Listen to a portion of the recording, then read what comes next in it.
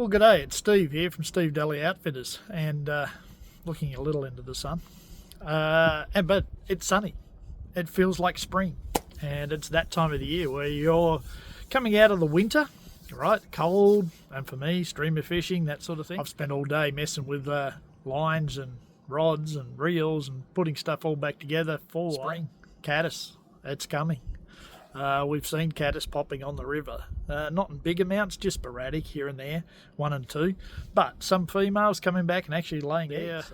They're doing their spring thing. It's up to now. We get to do some sporadic shad kill and getting some water flows. That'll keep happening. People ask me all the time why at this time of year when we've got 80-degree temperatures all week, why is the lake so cold?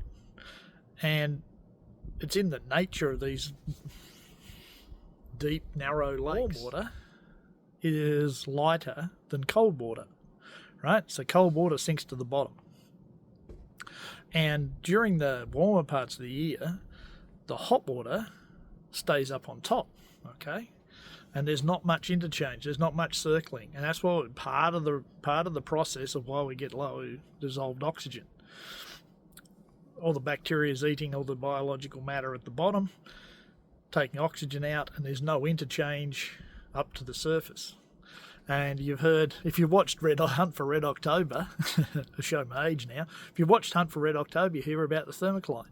That's that hard line where there's no interchange, right? Lake turnover is when we get cold water on the top, and the cold water on the top comes to the bottom. Warmer water on the bottom comes up.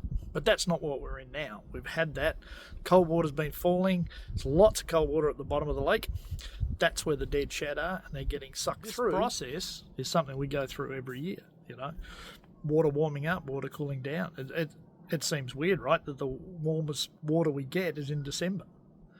So hopefully now what we're going to have, and we're starting to see a little mix of high and low. I personally, I'd like to see some shad kill go on a little longer, which will mean some high flows.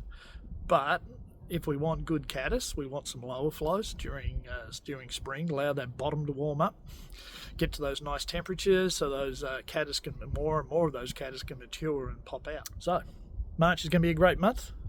More to come. Cheers.